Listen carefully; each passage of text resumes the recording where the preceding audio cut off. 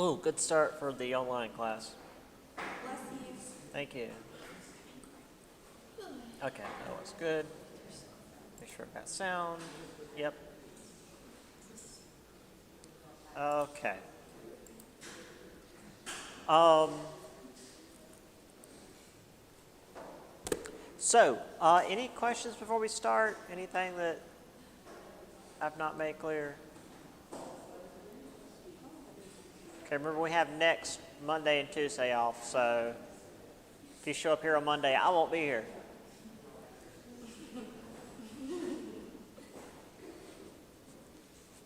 I will be asleep. Okay.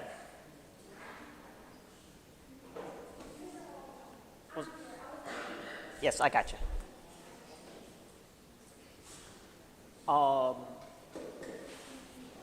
Who else came in? Someone else come in a moment ago? Sure, last name, ma'am. Last name? Knight, gotcha. Cool. All set.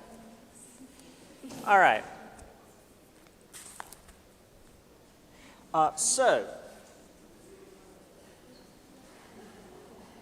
This is where we ended last time. We should be able to finish up this chapter and move on to the next one today. So, we'll be set for the final by the end of November, as much as we have off this month.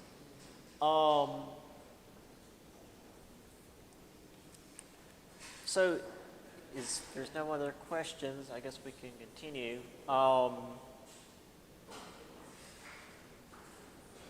I meant to put the second paper thing up on Blackboard, but I was grading all day yesterday and forgot to.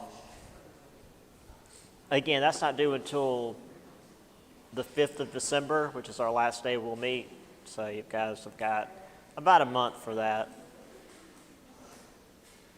Okay, so we were here last time with the Federalists and Anti-Federalists, Washington being the first president. I hope we all knew that. The four departments, Jefferson as Secretary of State, Henry Knox as Secretary of War, Hamilton as Secretary of Treasury, because obviously, and Edmund Randolph as Attorney General. This was also when the Supreme Court was created, as well as the Bill of Rights, which was necessary for the Constitution to be ratified. And again, here we have everybody. And the Supreme Court justices. And Madison basically laying out the First Amendment there.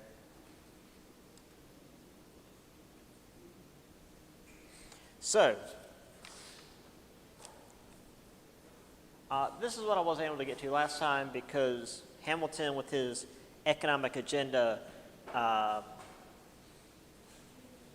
could be its own chapter, if not its own course, as much as there is to this. So while Jefferson had these agrarian ideals for this new nation, Hamilton was looking at the economics of the situation and knew that if we were going to trade with the rest of the world, we needed a stable credit. So this was something that we mentioned on an image in an earlier slide. Roll all the state debts into the national debt. In order to pay off the national debt, he'd use government bonds, a tax on goods within the United States, as well as the tariff on imports. So that's a number of taxes that the federal government could not levy under the Articles of Confederation, but with the Constitution, it'd be a little bit easier to do. The big thing here, though, was his central bank, which we'll get to in a little bit. Also, paying the debts off at face value caused some issues. The people during the revolution that had bought bonds to support the revolution couldn't sell them back immediately because the government didn't have any money to buy them back. And so when they were in desperate need of money, they would sell them to speculators for a tiny percentage of their original worth. So these speculators now had a large portion of the government bonds and were now looking to make a massive profit because they had essentially bet on eventually the bonds returning to their original value.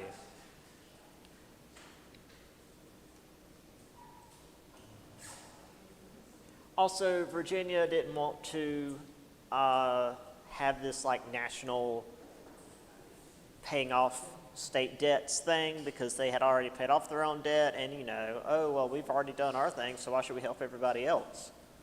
That's a common mindset. So in order to appease Virginia, the capital was moved from Philadelphia to what will become D.C.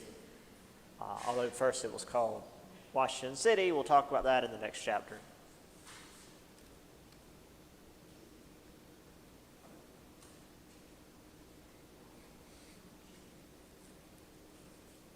Now, there was a lot of disagreement over basically all of this, paying off the debts, the National Bank in particular. Jefferson and Madison were very vocal about their opposition to the bank. It was basically the Constitution all over again. But in this case, they used the Constitution as the basis for their argument. It was, hey, the Constitution does not explicitly give us the powers to do this. And despite that, the First National Bank was ratified. And I've got an image of the building where they put it. The First National Bank of the United States. The Federal Bank.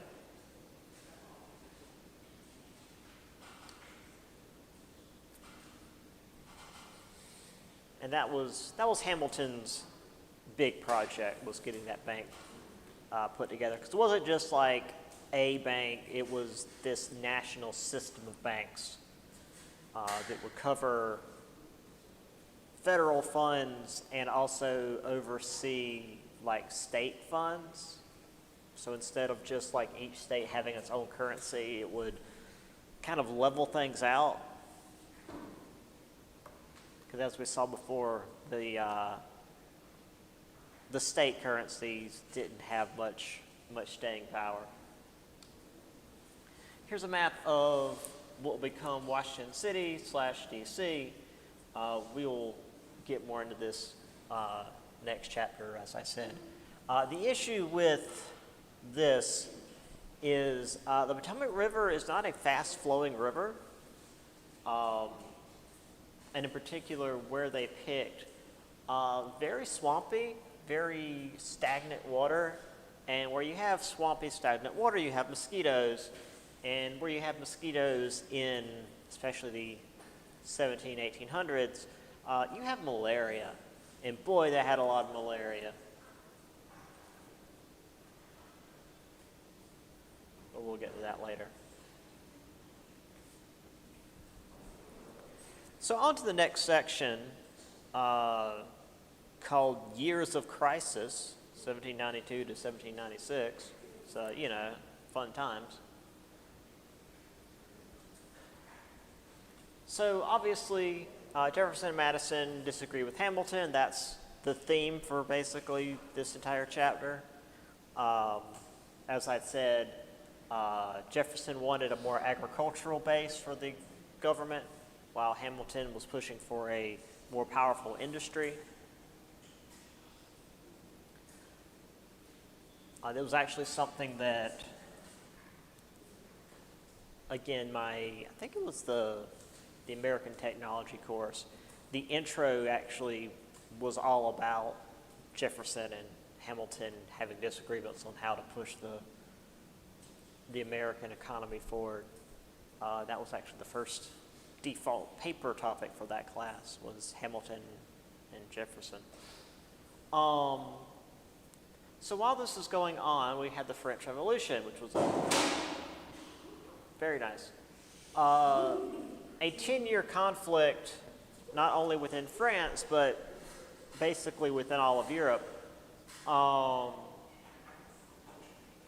And because France was like the breadbasket of Europe, and also the war spread basically throughout all of Europe, it greatly disrupted the food supplies within the continent itself.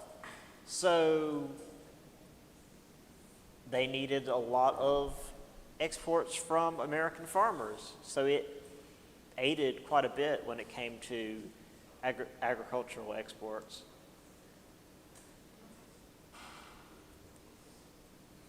Now, that said, there were other political implications to this. France was overturning their monarchy and wanted to establish a republic, which to a government that had literally been created just a couple of decades before by overthrowing a monarchy and establishing a republic with the help of France, there was a lot of support in America for the French Revolution. A lot of the higher-ups, like Jefferson and Madison, argued that we should send material, if not military support, to France to aid the revolutionaries. However, the French Revolution became very violent very fast. Priests, aristocrats, royals were executed in the streets, and the Federalists, who, being supporters of a stronger central government, became very concerned about the long-term implications of the French Revolution and if we should get involved at all. Also, there was this whole thing,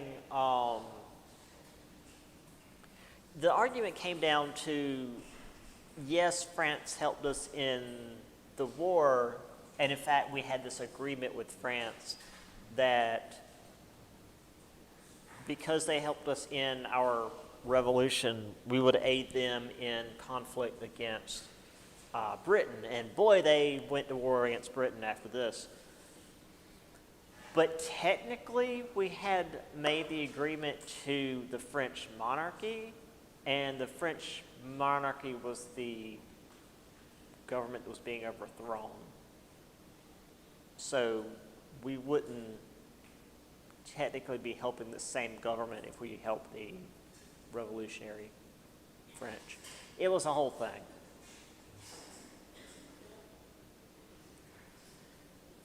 So a number of acts were passed during the various conflicts of the French Revolution.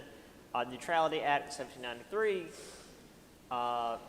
they kept ships from the belligerent nations, which is to say the nations that were fighting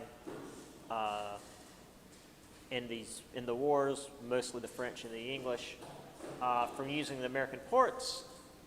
So the American ships had to go to France and Britain to trade, which increased the trade for the American merchants.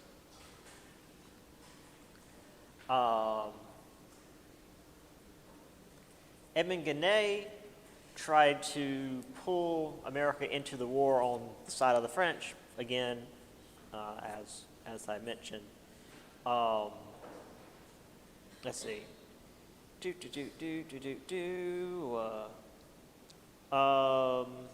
Friendship at Edmund Genet visiting the United States. Republican clubs poured out to hear Citizen Genet speak.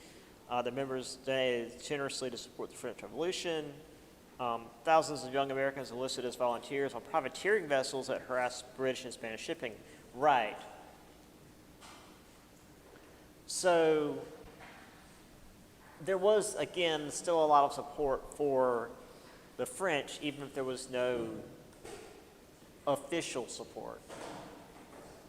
So privateers, which is to say pirates but for a specific country, began attacking British and Spanish who were, opposing the French. Well, Spanish for a little while, they ended up sort of joining the French, or at least being kept on their heel. So the British responded by stopping ships that were carrying French goods, including American ships, because the American ships were the ones that were going back and forth across the Atlantic doing all the trading, and the British used that as an excuse to stop American ships and search them for French goods.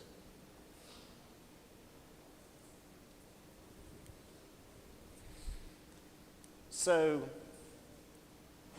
John Jay, the American diplomat we've mentioned a couple of times now, and this won't be the last time, he went to England to basically work out a way to discontinue this stopping of American ships and taking their supplies. But this didn't stop the British from stopping American ships and forcing their sailors into service in the Royal Navy. What's it, the British Navy? Royal Navy. So yeah, impressment was still happening, like we've talked about since the 7 Years' War. That's not stopped. So we'll get to that later as well. Anyway, there's this is the fall of the Bastille. This is July 14th, 1790. I guess it'd be 3. I think. Yeah, this is their big day that they celebrate as the proper start of the revolution. Much like how we celebrate July 4th when a piece of paper was, not even when it was signed on the 2nd, but when it was actually sent around the colonies. This is when the French stormed an arsenal / prison in the middle of Paris to free political prisoners, and there weren't any political prisoners in there, but they celebrated anyway. They got Bastille Day.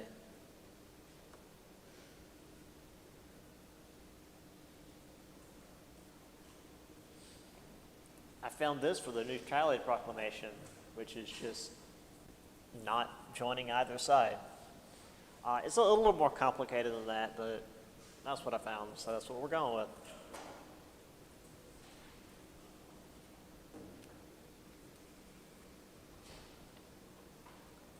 There's Genet.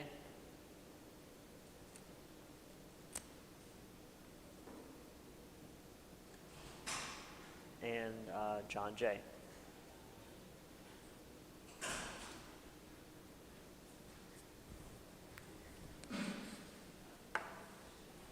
Now, something that I also mentioned before with Hamilton was a way that he wanted to raise money, and that was with the whiskey tax. And, well, you can imagine how that went. So, a bit of background before we get to the title here. So the Anti-Federalist group formed the Democratic Republican Party to have a better name than the Anti-Federalists. But their main thing was still to be opposed to the Federalists. So they were calling for the removal of the British and Spanish troops on the frontier, Meanwhile, the farmers on the frontier were rallying against the whiskey tax because, well, for one, they were being taxed on their whiskey. When you're living out on the frontier, you got to have your whiskey. But also, there wasn't really any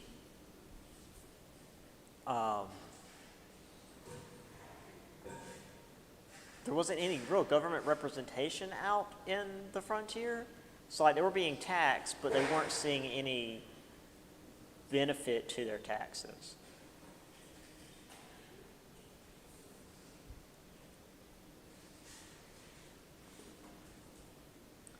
So this led to what's known as the Whiskey Rebellion.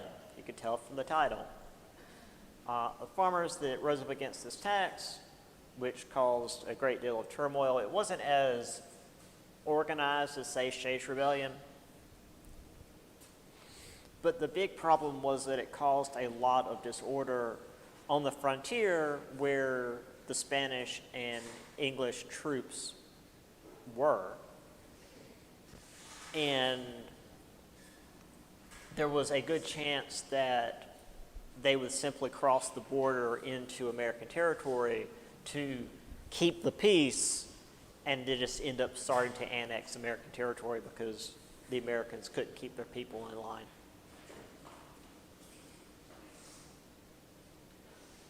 One of the farmers who was part of this rebellion was the former North Carolina regulator Herman Husband. So you got a former regulator out there causing trouble, and he knows about causing trouble on the frontier.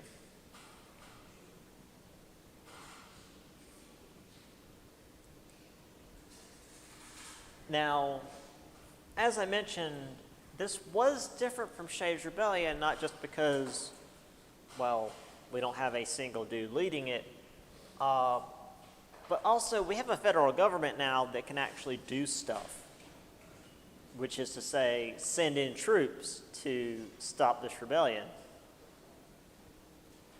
Now that said, there was a yellow fever outbreak in the capital. It wasn't yet Washington City / DC. That wasn't built yet. So I guess it was in Philadelphia. But eventually Washington mobilized about 13,000 troops pulled from 4 separate states to crush the rebellion,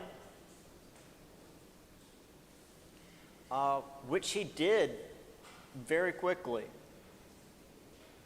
Let's see, does it say? The president asked Hamilton, author of the whiskey tax, to accompany the troops.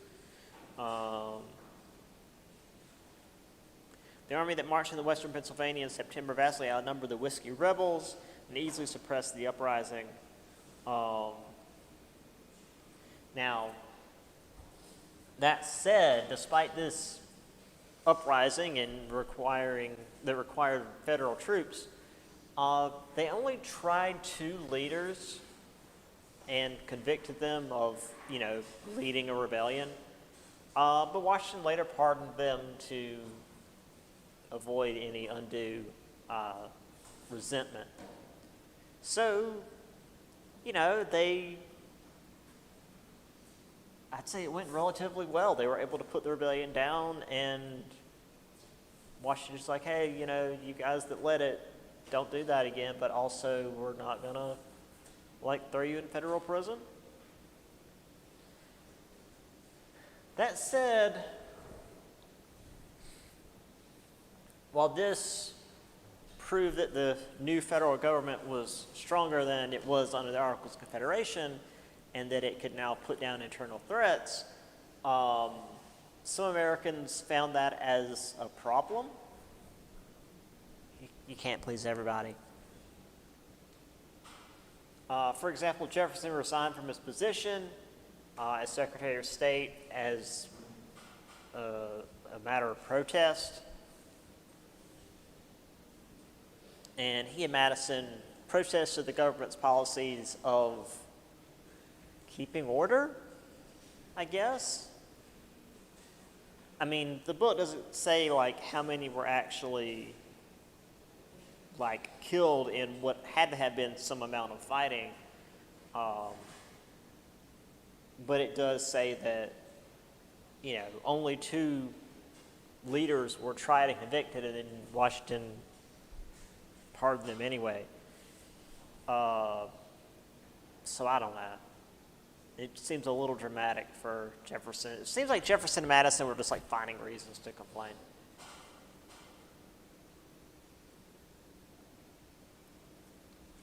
So again, we have Hamilton and Adams as the Federalists, Jefferson and Madison as the Democratic Republicans, strong central government versus the weak central government, central banks versus state banks, tariffs, navies, the businesses and the wealthy, which is to say the opposite for the other side.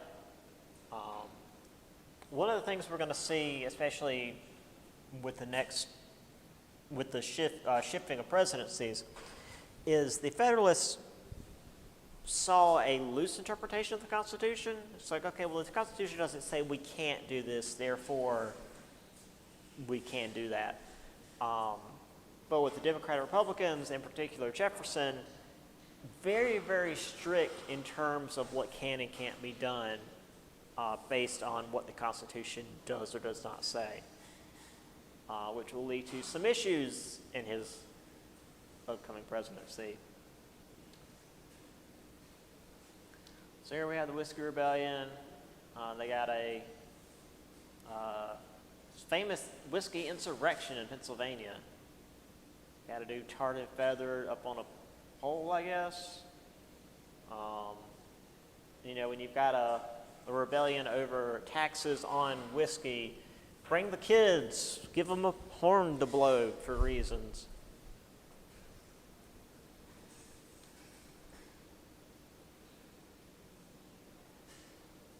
I don't know though, they're not like,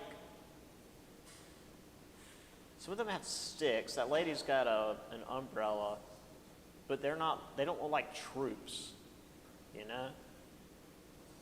maybe like Washington and his boys showing up, they were like, all right, we're not getting shot at. That's enough of that. Let's see, page 218, there's Whiskey Rebellion. Let me see if it mentions anything about.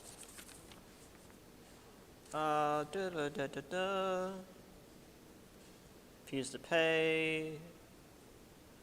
And your farmers resorted to violence. Okay.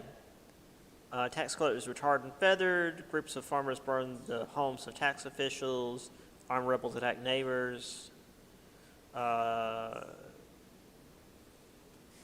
Sympathetic residents in towns like Pittsburgh offered their support as farmers prepared for an armed confrontation. Washington arrived in Pennsylvania. Most of the rebels had dispersed. Okay. Yeah, okay, so when Washington and his 13,000 boys showed up, most of the rebels had gotten out. They go, we're not doing this. Leaders were arrested, tried for treason, but only 2 leaders were convicted, and then Washington eventually pardoned all involved.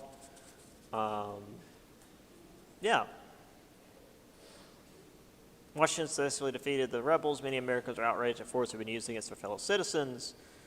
And then we mentioned Jefferson and Madison. Okay. I was just curious about what the context was there. So, meanwhile, on the frontier, we had more issues.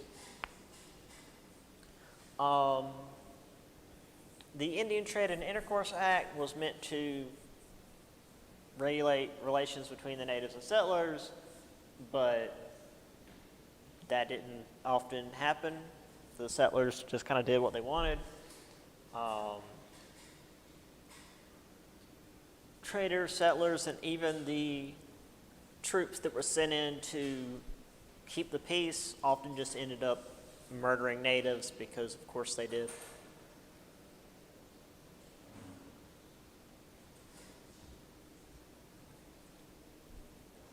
Now, we did have a number of native individuals who responded in kind. Chief Little Turtle of the Miami Nation brought together a confederation of multiple tribes and attempted to wage war against the U.S. He was eventually defeated by General Anthony Wayne at the Battle of Fallen Timbers. And this ended with the Treaty of Greenville.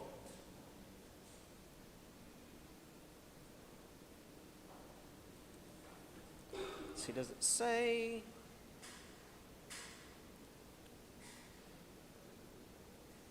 Yeah, okay. 1790, they gathered, successfully attacked federal troops in Ohio Valley later that fall. A year later, they defeated a large force under General Arthur St. Clair.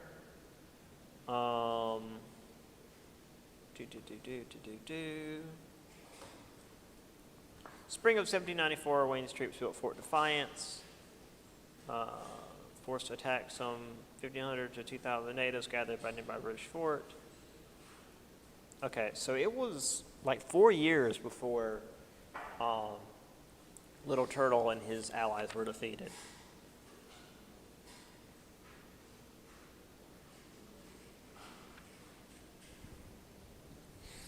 So the Jay Treaty, again, we have John Jay doing his thing.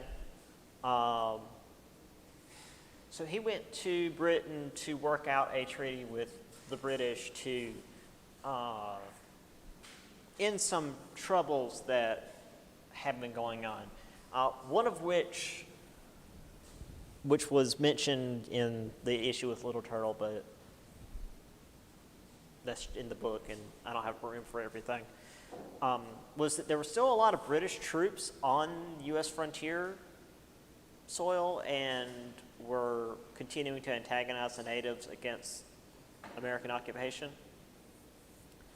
So this treaty required the British to withdraw from U.S. soil by 1796, which seems reasonable.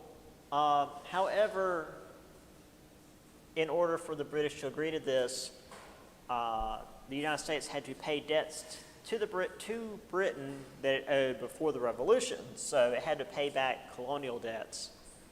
And also,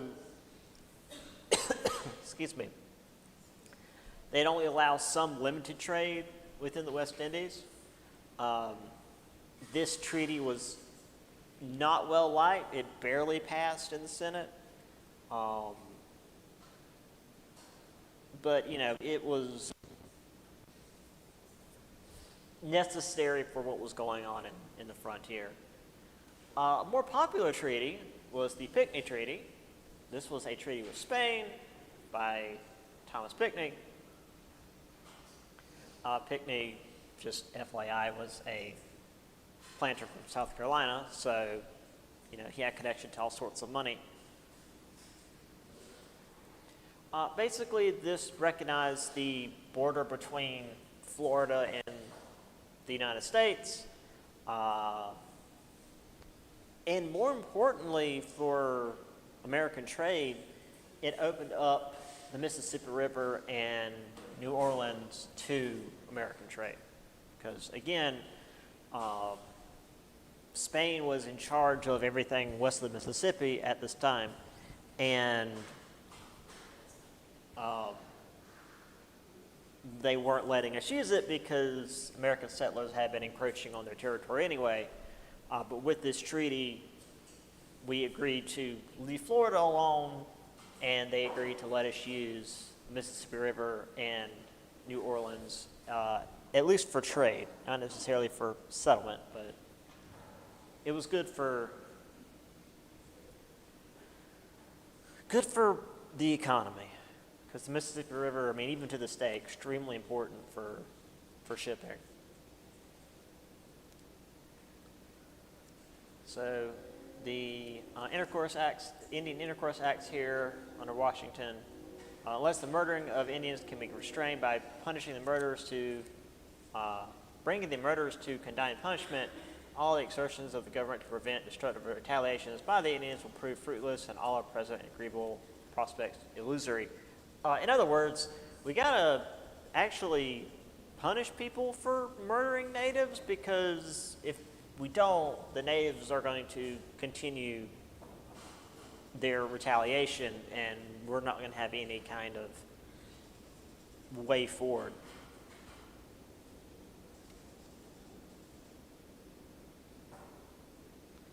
So here is the Battle of Fallen Timbers.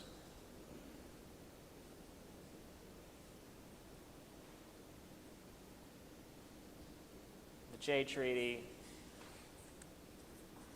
And also, it mentions here the boundaries between the U.S. and Canada were settled, but the British didn't agree to stop seizing American ships, which, again, they would continue doing until another war we have a little later.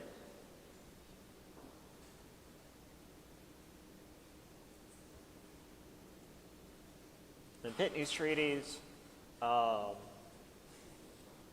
Pinckney's treaty rather, similar to Jay's treaty, where it's like, okay, Spanish troops, you go back to Spanish land,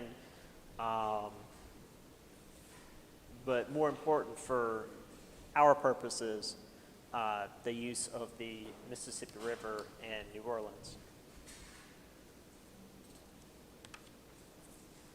So, after Washington, we had the 1796 election, and this will be the first actual contest between candidates of opposing factions.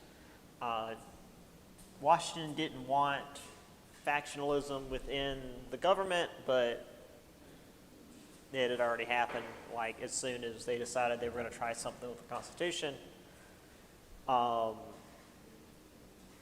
And with this election, they had a real weird system of whoever wins becomes the president, whoever comes in second becomes the vice president, which, as you can imagine, didn't go especially well.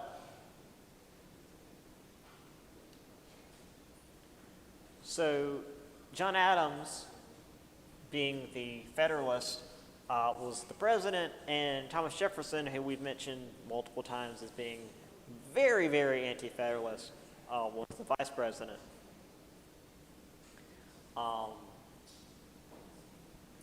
So the idea was that this would make them work together, because, you know, president and vice president have to do stuff together.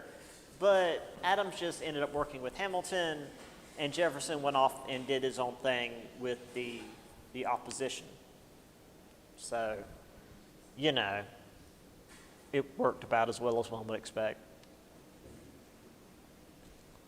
We also had this sort of minor crisis with France. The French Navy had also been seizing American vessels. So we sent a delegation to France to stop them from doing that. I mean, how many American ships can be seized before we run out of ships?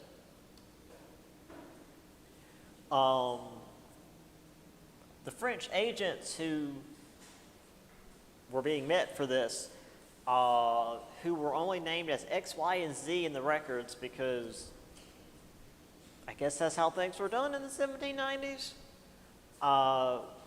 would not even talk to the Americans until they received a bribe, because, I mean, French, I guess.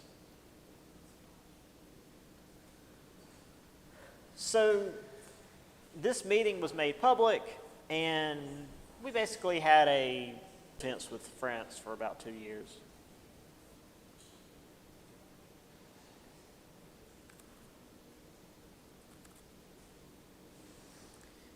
Congress quickly approved an embargo act that prohibited trade with France, permitted privateering attacks against French ships. Congress allocated funds to build up the Navy, defend the American coastline against attacks. So, you know, there was ship conflict But if it's privateers, then it's not official.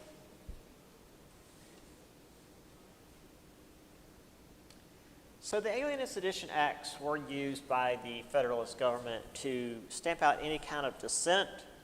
The Alien Act, the president could order the deportation or imprisonment of any non-citizen. Anybody that wasn't an American citizen could be imprisoned or kicked out of America for any reason that the president decides is good enough.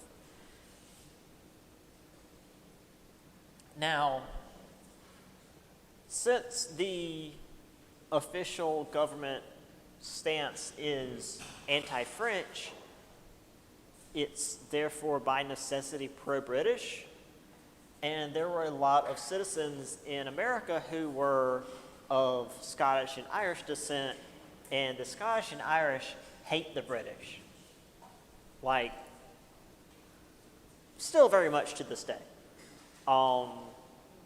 And again, if you hate the British, you're on the side of the French. If you hate the French, you're on the side of the British. That's just how things work.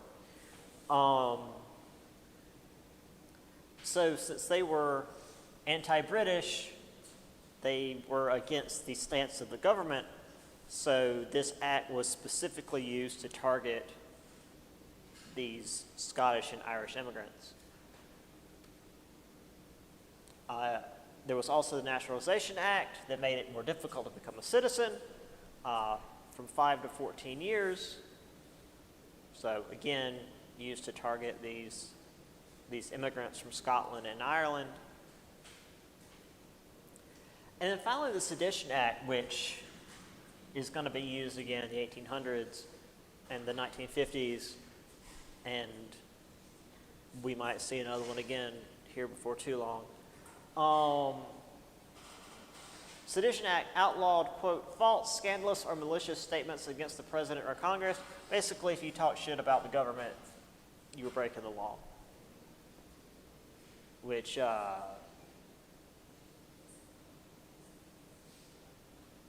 that's kind of going against the First Amendment, don't you think?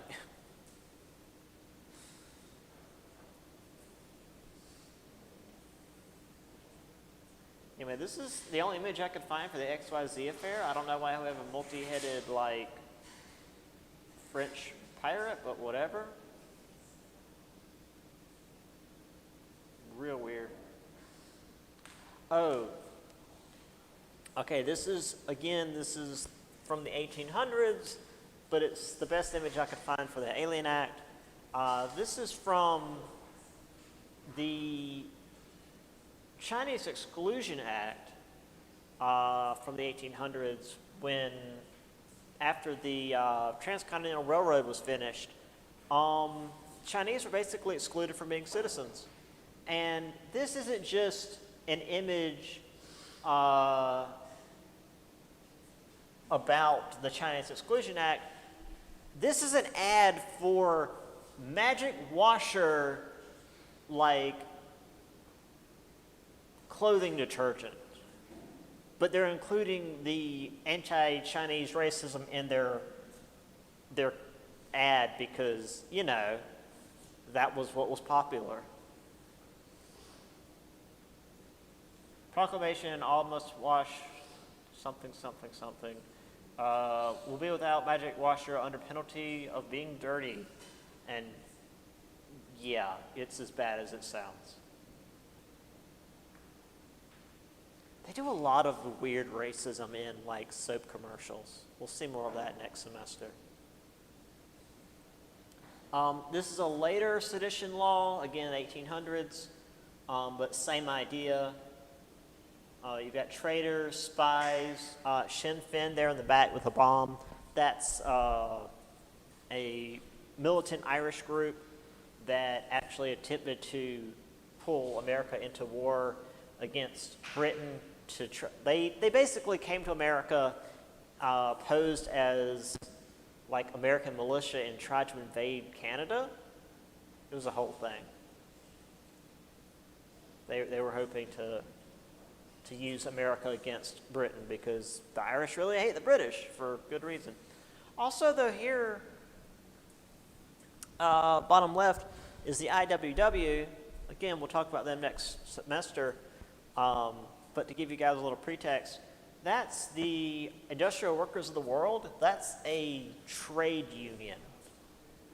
So a trade union is lumped in there with traitors and spies and actual like domestic terrorists.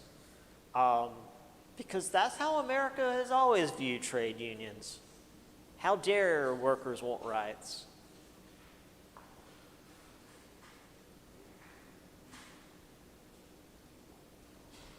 And this is a different view of the sedition bills. As gag rulers would have it, you got free press, free speech, honest opinion. I can't read what's going on down here because it's a little bit muddled. And then you've got, of course, the sedition bill over here with the big snake. It's not hard to figure out what's going on.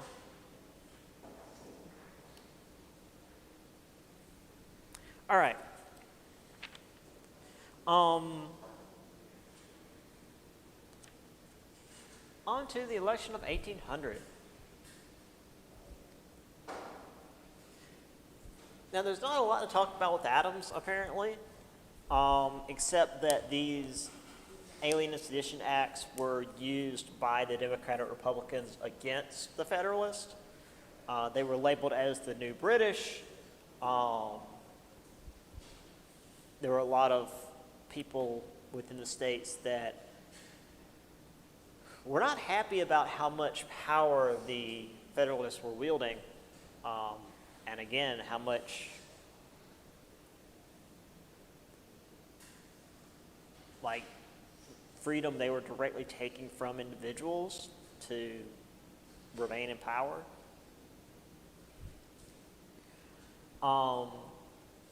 Still, though, the election of 1800 was very close. I believe Hamilton was originally, no,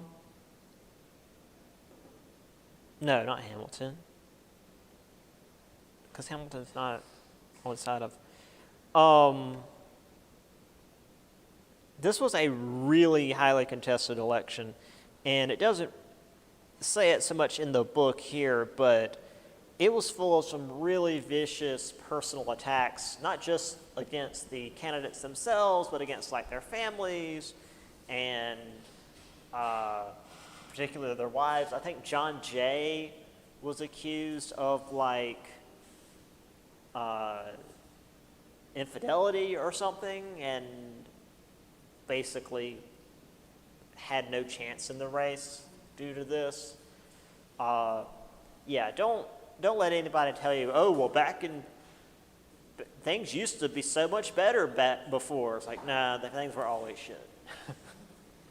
People were always assholes. Eventually, Jefferson ended up winning. Technically, he and Aaron Burr, who he had chosen as his running mate, got the same number of votes, but the presidency was given to Jefferson by the House of Representatives. I mean, also because Jefferson was running as the presidential candidate and Aaron Burr was running as his running mate, but apparently if Burr had gotten one more electoral vote, then he would have been the president. I don't know. Elections were weird back then. I mean, they're still kind of weird with how things are represented. But, so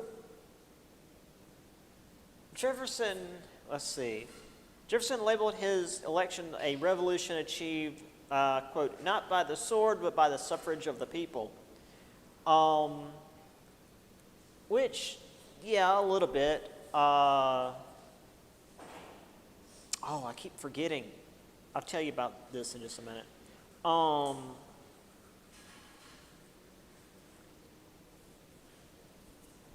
So there were about 5.3 million people in the United States, but only about 500,000 of them could actually vote. Only about 500,000 out of more than 5 million could actually vote in the United States. So Not the will of all the people, that's for sure. Not even the will of half the people. But while these parties were very aggressive in the election, there was still a peaceful transfer of power, which in the 1800s didn't happen very often. I mean, in 1800, France was still having its revolution. So yeah, or at least it was, France was still fighting the rest of Europe due to the revolution. I think Napoleon was in charge at this point. But yeah, you know, peaceful transfer of power. When one side wins, the other side admits that that happened, like an adult. So yeah, here, election of 1800, still fairly close. Pinckney actually beat out Adam, no, sorry, 64, 65. Still pretty close, 73 to 65. Jay got one electoral vote.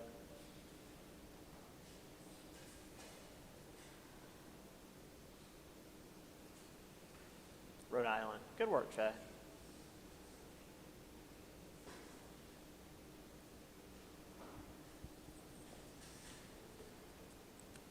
Oh, there's this, in 1798, there was this, like, battle on the floor of Congress. Again, it's more in my other notes than it is here. Yeah, it doesn't really talk about it. But Matthew Lyon of Vermont and the Democratic Republican,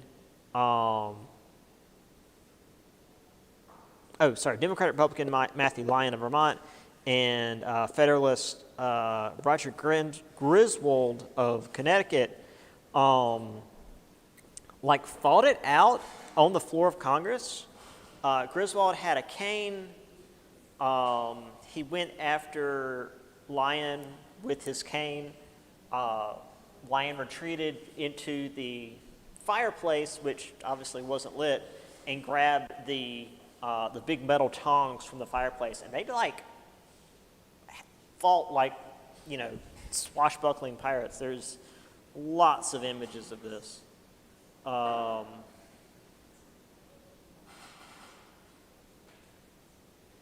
it's the whole thing. And this won't be the last time that they have like physical combat on the floors of Congress. So, we won our War of Independence, but things certainly weren't over. The economy was a mess. The natives were not happy. And things going on in Europe still greatly affected what was going on here.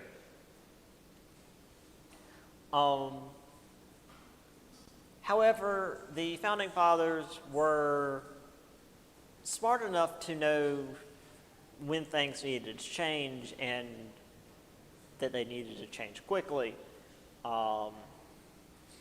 Washington was a good leader. Hamilton knew about what needed to be done with the economy, and everyone working together, or even, you know, having disagreements on creating the Constitution from the Articles of Confederation did end up making the country stronger. Now, of course, this wasn't all forward progress. Washington didn't like the idea of political parties, but even while he was president, you had the Federalists and Anti-Federalists eventually becoming the Federalist Democratic Republicans, which would be the leading force in political policy, at least until 1812, when we have another war with Britain, and suddenly the Federalists, being pro-British, doesn't look very good, and they basically disappear from the scene. But we'll talk about that later. So we've got still 15 minutes. Let's at least start the next chapter. Because I want us to sort of catch up with Tuesday, Thursday class. I put in the title first in PowerPoint. It's like, hey, here's a title image you could use. Like, that's not what I'm talking about, but sure. So here's a spaceman for reasons. Anyway. So this next chapter is about essentially forming the United States, both physically, because we're going to get more land, but also like as a cultural entity, which is where we start here. And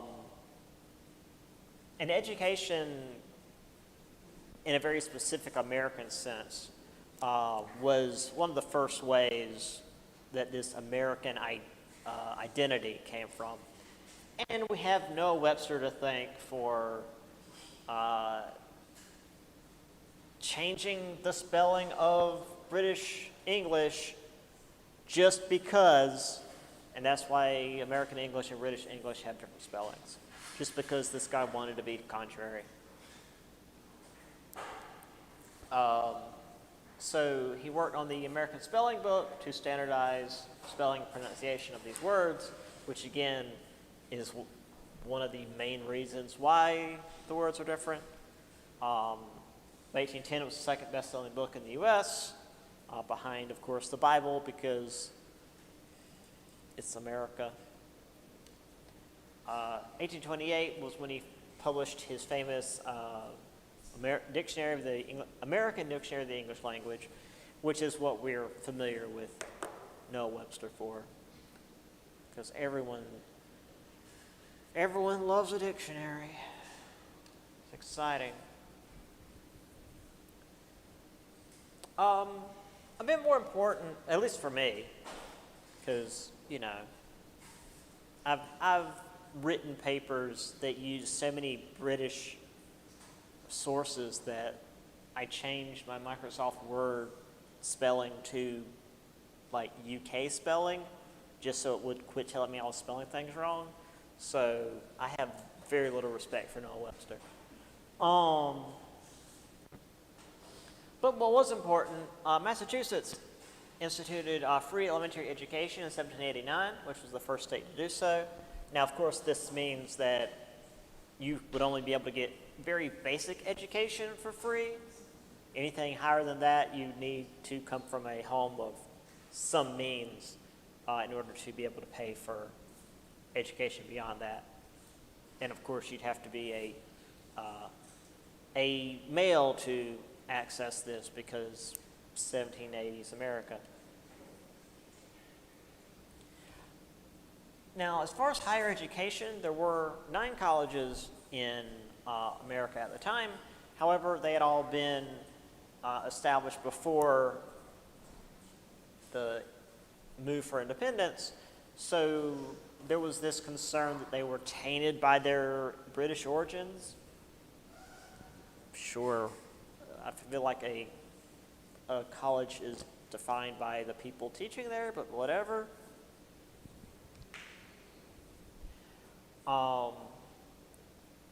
So frontier towns became a major source of new colleges. And again, frontier towns being towns that were just in the central and western portions of the states that already existed. So when we say frontier, we don't mean Ohio or Indiana. We mean central and western Pennsylvania. But these became the models for these newer colleges because they were, new and distinctly American. Obviously, though, being in the frontier, there were more natives there, and if you're building colleges and the towns around the colleges, you're forcing the natives further out. But hey, this is America, and that's never stopped us before.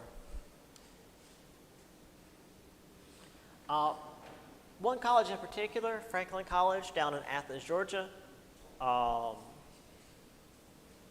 This actually was created and was largely for the Scots-Irish Presbyterians,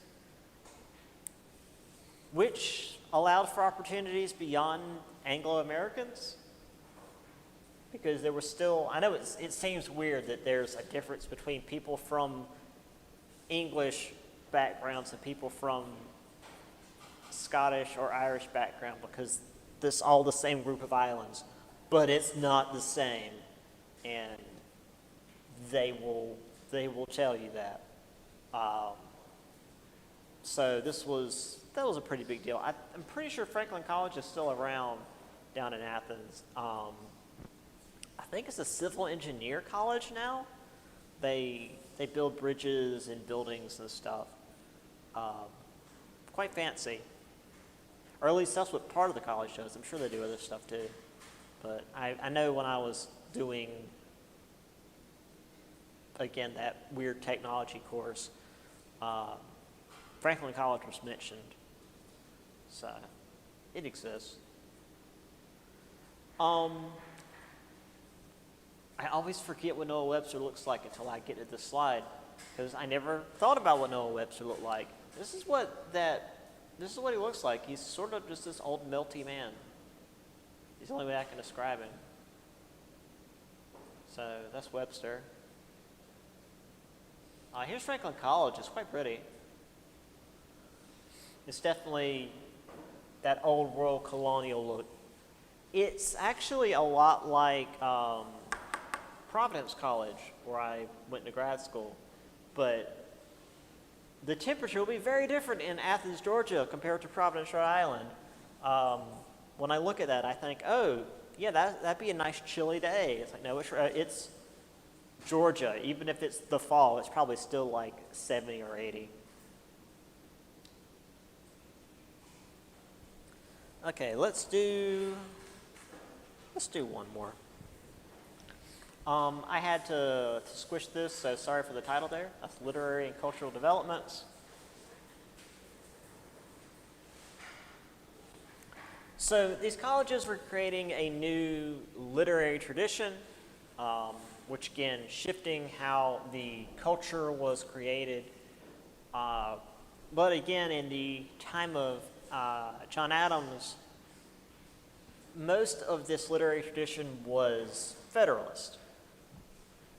And again, even before the political parties, the Federalists were the ones that had access to all the money and all of the printing presses. They were the ones that were using literature anyway. So we had the Hartford Wits, who were from Yale. We had a lot of novels at the time. And something that I mentioned to my Tuesday, Thursday class, anytime we have an increase in the number of novels being created at a point in history, it's always women readers who are the ones that are pushing that interest. It's always women. And in fact, a lot of times there's a lot of female authors who typically have to take pen names because patriarchy, who are not only the demand for the novels, but part of the supply.